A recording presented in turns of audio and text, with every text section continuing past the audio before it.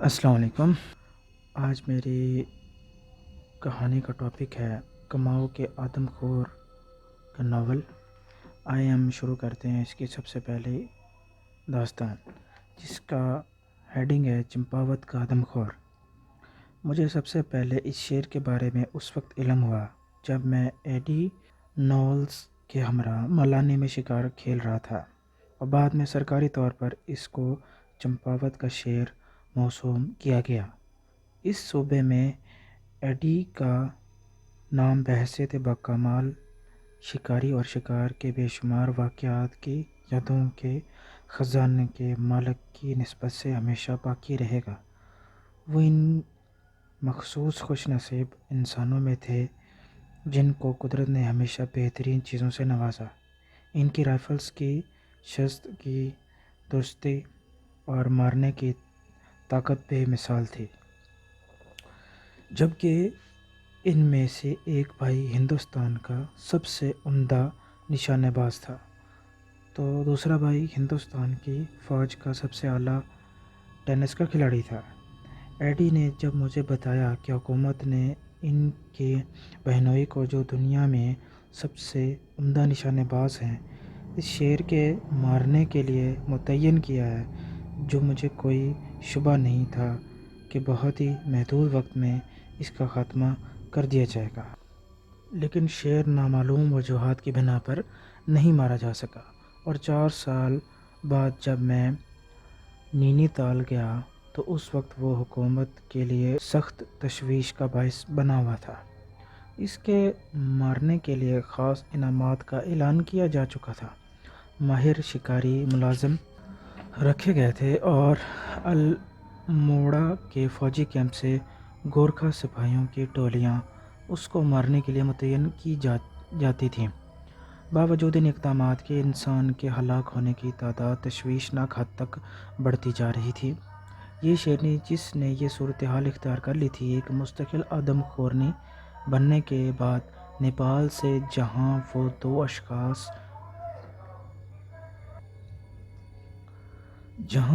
اشخاص ہلاک کر چکی تھی۔ نیپالی فوجیوں کے تعاقب کرنے کی وجہ سے کماؤ کے علاقے میں آ گئی تھی، اور 4 سال کماؤ میں سرگرم عمل رہ کر 234 مزید اشخاص ہلاک کر چکے تھے۔ جب میں نینی تال پہنچا تو حالات حد درجہ خراب ہو چکے تھے۔ چند روز کے اندر برتھوڈ مجھ سے ملنے تشریف لائے۔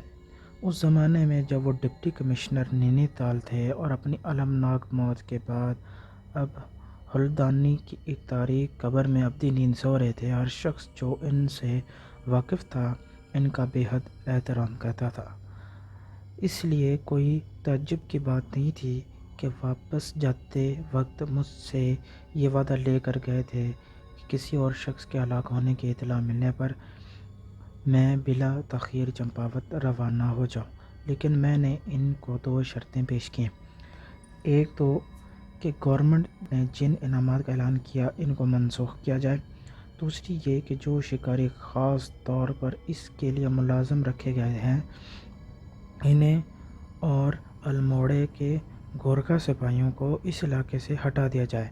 میری ان شرائط کو پیش کرنے کی وجہ محتاج بیان نہیں ہے، کیونکہ ہر اچھا شکاری نہ خود کو انعام حاصل کرنے کا خواہش مند ظاہر کرنا پسند کرے گا اور نہ کسی دوسرے کے ہاتھ ناگہانی موت مرنا چاہے گا۔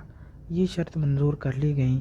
1 ہفتے کے بعد برتھوڈ الصبح میرے پاس یہ اطلاع دینے آئے کہ گزشتہ شب ہر کاروں کے ذریعے خبر ملی ہے کہ آدم خور نے ایک عورت کو پالی کے مقام پر ہلاک کر دیا ہے۔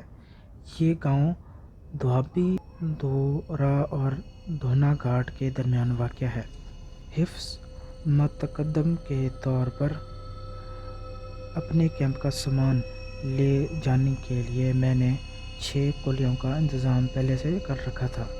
چنانچہ صبح کو ناشتہ کرنے کے بعد ہم روانہ ہوئے اور 17 میل کا سفر طے کر کے پہلے دن دھاری پہنچے۔ دوسرے دن ہم نے ناشتہ مور نالہ پہنچ کر کیا۔ رات دھاپی دورہ میں بسر کی اور اگلے دن شام پالی پہنچے۔ اس وقت تک عورت کو مرے 5 دن ہو چکے تھے۔ اس گاؤں کے 50 افراد، جن میں مرد، عورت اور بچے شامل تھے، حوصلہ شکنی اور خوف کے باعث سکتے کے عالم میں تھے، اور باوجود اس کے کہ میرے وہاں پہنچتے وقت سورج پوری طرح غروب بھی نہیں ہوا تھا، تمام باشندے اپنے گھروں کے دروازے بند کیے اندر بیٹھے تھے۔ ایک احاطے میں سامان وغیرہ رکھ کر کھلے میدان میں میرے ملازمین نے آگ جلائی اور میں زمین پر بیٹھا چائے پی رہا تھا کہ اکا دکا دروازے کھلنا شروع ہوئے اور خوف زدہ مکین نہایت احتیاط کے ساتھ باہر آئے۔ مجھے بتایا گیا کہ 5 دن سے کسی شخص نے اپنے دروازے کی چوکھٹ کے باہر قدم نہیں نکالا تھا، اور اس بات کا ثبوت احاطے کی غلاظت سے ظاہر تھا۔ ان اشخاص نے بتایا کہ اشیاء خوردنی فراہم نہ ہونے کی وجہ سے لوگ بھوکے مر جائیں گے، اور اس کا تدارک صرف شیر کے اس علاقے سے بھگائے جانے یا ہلاک کرنے سے ہو سکتا ہے۔ گاؤں کے مکھیا نے میرے آرام کرنے کے لیے بخوشی ایک کمرہ دینے کی پیشکش کی، لیکن چونکہ ہماری تعداد 8 تھی تو کمرہ نہ صرف ناکافی ہوتا بلکہ اس کا دروازہ احاطے کی جانب کھولنے کی وجہ سے ناقابل برداشت تعفن تھا۔ اس لیے میں نے کھلے میدان میں رات بسر کرنے کو ترجیح دی۔